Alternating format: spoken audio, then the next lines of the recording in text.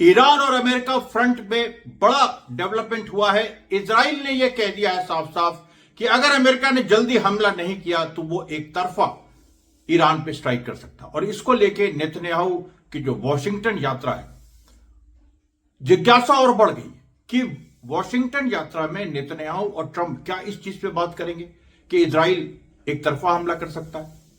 अच्छा देखिए, अब क्या है यहां पर मामला कि एक वाइडर पिक्चर देखिए, क्योंकि जंग की स्थिति जस की तस बनी हुई, उसमें रत्ती भर का भी परिवर्तन नहीं आया। क्या होता है कि कुछ दिन खबरें, जैसे कल था, खबरें बहुत सारी थी। इमाम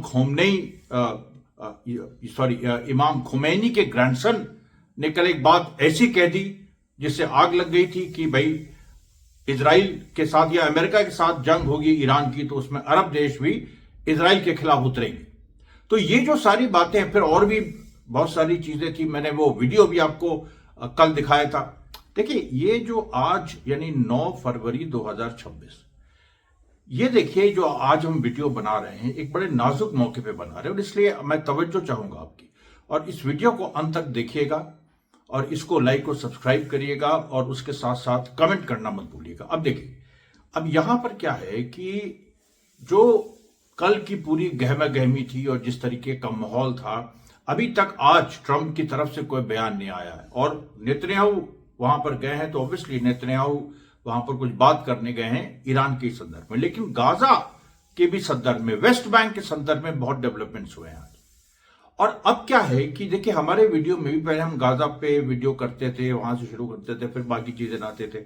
अभी ईरान अमेरिका से शुरू करते हैं और गाजा और फिलिस्तीन भी हम लाते हैं। तो इजराइल ने वेस्ट बैंक के एनेक्सेशन की बात एक तरह से आज उस पर आप कहिए बिना कहे एक मोहर जैसी लगा दी है। इस तरह के कानून पास कर दिए हैं कि जो कभी इजरायली सेटलर्स जो थे वो इलीगल थे, जो वेस्ट बैंक में, मतलब अभी भी हैं यूएनओ की नजर में, और उनको जमीन खरीदने का अधिकार नहीं था फिलिस्तीनियों से, लेकिन इजराइल ने वो अधिकार अब दे दिया है। और इसके साथ साथ आप सुनिए, आप सोचिए कि जो कई मस्जिदें हैं वेस्ट बैंक में, कई जैसे हिब्रॉन की इब्राहिम मॉस्क है और भी कुछ इलाके हैं, इजरायली मिलिट्री कंट्रोल में डायरेक्टली उसको दे दिया। उसको लेके भी अरब मुल्कों में बहुत नाराजगी है। और ऐसा लग रहा है, हमें तो ये लग रहा है कि इजराइल अमेरिका मिलकर देखिए अटैक तो करेंगे, ये तो तय है। अब उसके बाद क्या होगा, हश्र क्या होगा, क्योंकि दुनिया किसी भी तरफ जा सकती है, वर्ल्ड वॉर की तरफ भी जा सकती है। और हम लंबे समय से देखिए कई चैनल्स के माध्यम से, कई प्लेटफॉर्म्स के माध्यम से आपको हम सच्चाई बताते रहे। अभी देखिए जो आज की खबरें हैं कि ईरान अभी जो एक इजरायली हिब्रू वेबसाइट का कहना है, येडियोत अहरोनोत का, कई बार हमने इससे कोट किया है पहले, Iran is producing 300 ballistic missiles per month. अब ये जो बैलिस्टिक मिसाइल्स हैं, देखिए इसमें ज्यादातर इंटरमीडिएट हैं और हाइपरसोनिक है, यानी सब सोनिक नहीं है। वो नहीं है कि जो ध्वनि की जो स्पीड होती है करीब 1200 किलोमीटर प्रति घंटा, उससे कम हो, नहीं, ये उससे ज्यादा, या तो सुपरसोनिक या फिर हाइपरसोनिक, जो कि बहुत मैक 10 मैक 15 पे चलती है। उसके बाद देखिए ईरान ने फिर से नोटम इशू किया, यानी कोई यहां से फ्लाइट आ जाएगी नहीं, और खासतौर पे समिनान प्रोविंस में। और समिनान प्रोविंस में क्यों किया उसने, वही IRGC का जो एरोस्पेस डिपार्टमेंट है, यानी ईरान की सेना का जो एरोस्पेस डिपार्टमेंट है, उसने एक और बैलिस्टिक मिसाइल आज टेस्ट की समिनान में। समिनान ये ईरान का एक महत्वपूर्ण प्रोविंस है।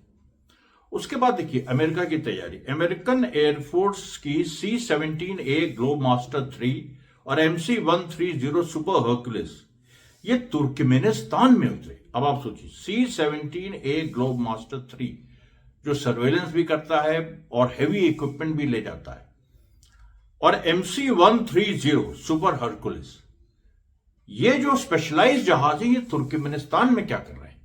आप तो जानते हैं कि 5 सेंट्रल एशियन रिपब्लिक्स हैं, तुर्कमेनिस्तान, तजाकिस्तान, किर्गिस्तान, उज्बेकिस्तान, इस तरीके से, और एक और जिसका मैं नाम भूल रहा हूं, 5 जो सेंट्रल एशियन रिपब्लिक्स हैं, इन 5 सेंट्रल एशियन रिपब्लिक, हाँ एक है वो किर्गिस्तान। तो पांचों ये जो सेंट्रल एशियन रिपब्लिक्स हैं जो रशिया से टूट के 91 के बाद बनी, उनमें अमेरिका की प्रेजेंस उसमें काफी मजबूत है। अब तुर्कमेनिस्तान ईरान के पीछे पड़ता है। मैं आपसे हमेशा कहता हूं कि ईरान के आगे, यानी ईरान का अगर हम मैप देखिए तो ईरान के वेस्ट में और थोड़ा इधर साउथ में अमेरिका ने घेरेबंदी कर रखी है, लेकिन वेस्ट में सब अरब मुल्क हैं और उन्होंने कहा हमारी जमीन का इस्तेमाल नहीं होगा ईरान पे हमले के लिए। तो अब ईरान के पीछे से भी हमला करने की प्लानिंग। तुर्कमेनिस्तान तक अमेरिकन जो बिल्डअप है वो पहुंचा है। और एक खबर और आपको बताएंगे, आर्मीनिया जो कि अजरबैजान के बगल में, और कल अजरबैजान ने भी कह दिया कि हमारी जमीन का इस्तेमाल ईरान पे हमले के लिए नहीं होगा। तो आर्मीनिया, अब लेकिन आर्मीनिया के रिश्ते ईरान से बहुत अच्छे रहे, पर आज एक अमेरिकन जहाज आर्मीनिया भी उतरा है। उसके पहले एक और खबर है, देखिए कि अजहर मंसूरी जो रिफॉर्मिस्ट फैक्शन की एक लीडर हैं ईरान में, उनकी गिरफ्तारी हो गई है। और भी जो रिफॉर्मिस्ट लोग हैं, यानी जो अमेरिका के साथ समझौते की बात करते हैं ईरान में, मोहसिन अमीन ज़ादे, एक्स डिप्टी फॉरेन मिनिस्टर, जब वो जो खटामी थे जब प्रेसिडेंट 2005 के पहले, खटामी भी रिफॉर्मिस्ट। फिर इब्राहिम असगर ज़दे, ये एक्स पार्लियामेंट मेंबर है। इस तरह के दो बहुत ही प्रोमिनेंट जो रिफॉर्मिस्ट सेक्शन हैं, इनको अरेस्ट किया गया। उसमें से बहुत सारे लोग नजरबंद हैं, रूहानी भी उसमें है। और उसमें लोग कहते हैं कि मतलब, हालांकि खटामी के बारे में ऑफिशियल नहीं है, लेकिन हो सकता है वो भी हो। और भी इस तरह के बहुत प्रोमिनेंट नाम है। लेकिन एक चीज ये है कि ईरान के अंदर भी एक सॉफ्ट क्रैकडाउन चल रहा है लिबरल्स के ऊपर। और जो मेरे ख्याल से कोई भी देश अगर किसी एक युद्ध की स्थिति में है तो वहां ये होता है। फिर आप देखिए जो जायनिस्ट हैं, एक खबर आई है और ये मिडिल ईस्ट स्पेक्टेटर के थ्रू आई है कि जायनिस्ट जो हैं वो इस चीज से बहुत नाराज हैं कि ईरान अभी तक झुक नहीं रहा है। और 12 दिन के युद्ध में जब उसका न्यूक्लियर प्रोग्राम डिस्ट्रॉय हो गया इजराइल और अमेरिका के हिसाब से, तब भी देखिए अकड़ वो उसकी गई नहीं है और न्यूक्लियर वो प्रोग्राम पे अड़ा हुआ है कि हम यूरेनियम इनरिचमेंट करेंगे, जो कि कल साफ हो गया जब पूरे दिन भर के जो बयान आए, और खासतौर पे फॉरेन मिनिस्टर अरागची का जो बयान था कि हम यूरेनियम इनरिचमेंट पे बात नहीं करेंगे। हाँ, न्यूक्लियर मसले पे अगर कोई बात करनी है बम बनाने के बारे में तो वो हम कर सकते हैं, लेकिन हम एनरिच करेंगे यूरेनियम, ये हमारा राइट है। उसके बाद देखिए अब American airlift lands in Armenia ना, ये एक लाइन की खबर है, कहीं कोई खबर नहीं। बट आर्मीनिया की स्ट्रेटेजिक इंपॉर्टेंस आप देखिए, बिल्कुल वो जैसे अजरबैजान है वेस्टर्न एज पे है ईरान के, वैसे ही आर्मीनिया एकदम बगल में।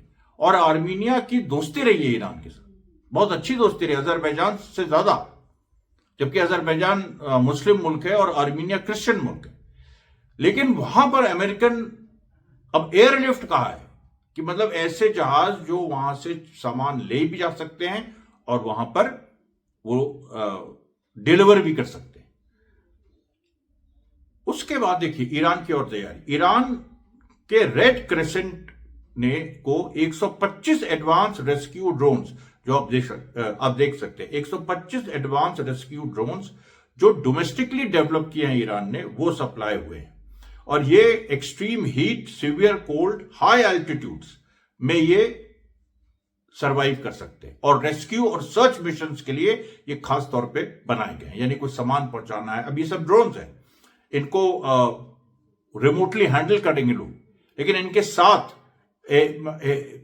इनके माध्यम से इक्विपमेंट भेजे जा सकते हैं। ये सब रेस्क्यू और सर्च मिशन वाले, इनके माध्यम से अगर कोई कहीं ईरान पे हमला हुआ और वहां वो कुछ समय के लिए कम्युनिकेशन टूट गया, तो ये ड्रोन्स जाके वहां पर एक डेटा भेज सकते हैं वापस। ये आप देखिए। अच्छा, फिर आप देखिए कि इमाम खामनेई का एक और बड़ा महत्वपूर्ण बयान आया है। उन्होंने कहा है कि देखिए, जब तक दुश्मन, मतलब जो ईरान का दुश्मन, जब तक डिसअपॉइंट नहीं होगा, यानी जब तक निराश नहीं होगा, तब तक वो हमें परेशान करता रहेगा। तो ये एक और चीज सामने आती है कि जंग की बात जो मैं कर रहा हूं कि शांति के इस तरह की जो शांति अमेरिका इजराइल चाहते हैं उस तरह की शांति की संभावना कम है और टकराव खुल के सामने आ गया। और ये बहुत महत्वपूर्ण बात मुझे लगती है कि वो कह रहे हैं कि निराश करना जरूरी है दुश्मन को। उसके बाद देखिए लेबनान से भी खबरें आ रही हैं कि लेबनान में एक बच्चे अली हसन और उसके फादर हसन जबेर, उन दोनों को एक यानो जगह है साउथ लेबनान में, वहां पर इजरायली एयर स्ट्राइक में ये दोनों मारे गए। अच्छा, इजरायली एयर स्ट्राइक में मारे गए, मान लीजिए एक ये चीज है, एक ये अपनी जगह, लेकिन लेबनान में जो इस समय साउथ लेबनान पे इजरायली एयर स्ट्राइक्स 4 गुना बढ़ गई पिछले 4-5 दिनों में, 4 गुना।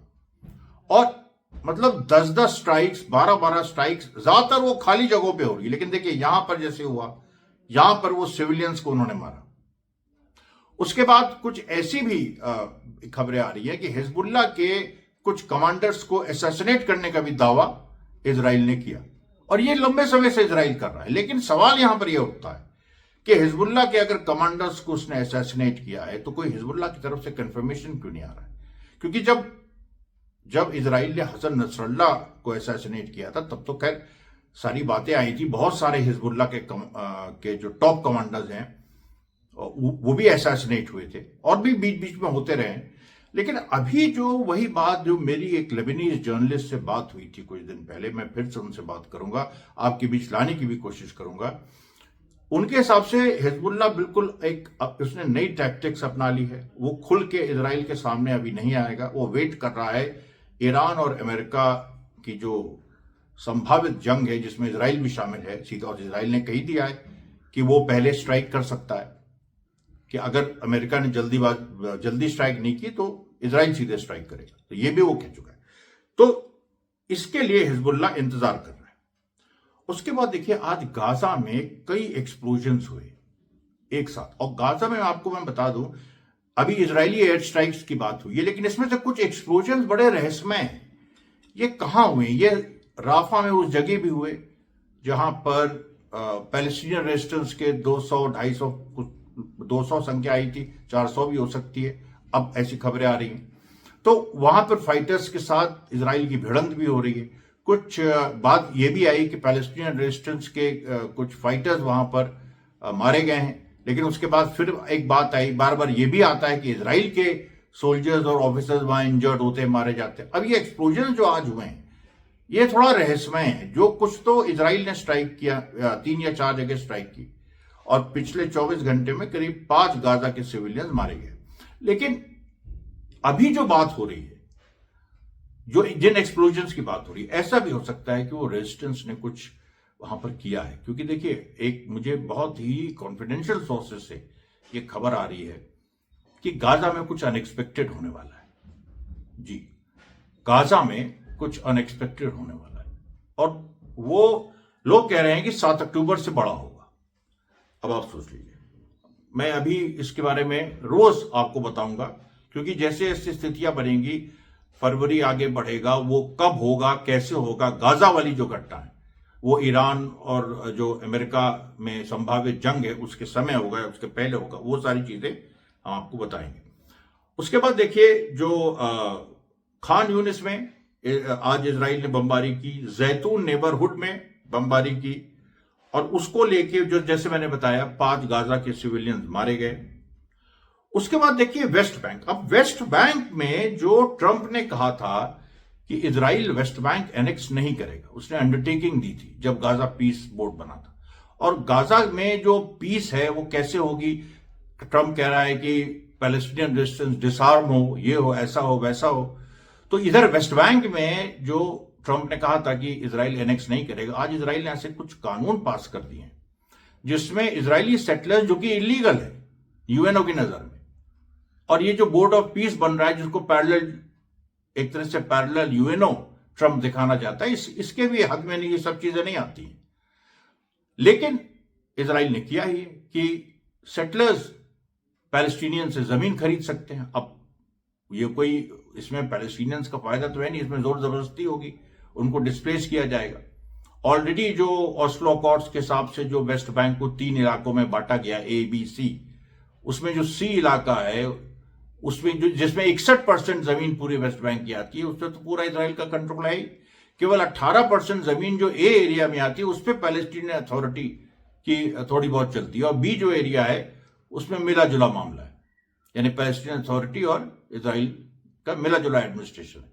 तो अब जो मतलब जो सी जो एरिया सी है, लेकिन उसमें भी एरिया सी में भी इसका 61% मतलब जो पूरे वेस्ट बैंक का 61% है, वहां भी इजरायली सेटलर्स को फिलिस्तीनियों की जमीन खरीदने की इजाजत नहीं थी, लेकिन अब वो हो गई। उसके साथ साथ कई जो मस्जिदें हैं उनके वक्फ को खत्म करके और वहां उनका कंट्रोल इजरायली आर्मी को दे दिया गया। सीधी बात है, देखिए अब इसमें क्या है कि इसमें इब्राहिमी मॉस्क सबसे महत्वपूर्ण है। 1997 में एक हिब्रॉन प्रोटोकॉल साइन हुआ था कि जिसमें हिब्रॉन की सारी जो इस तरह की हिस्टोरिक चीजें हैं वो फिलिस्तीनियों के हाथ में रहेंगी, लेकिन अब उसको पलट दिया गया है। अच्छा, हिब्रॉन भी देखिए क्या है, हिब्रॉन एक दूसरा जेरूसलम है, वहां पर क्रिश्चियन, मुस्लिम, जू सभी के लिए वो बहुत महत्वपूर्ण है, और सब ने इसको ये जो मूव हुआ है कि इजरायली आर्मी को दे दिया जाए, इसको लेके बहुत ज्यादा एक गुस्सा है अरब देशों ने। अब वही बात आज ये देखिए, कल वाली बात कि अरब देश जो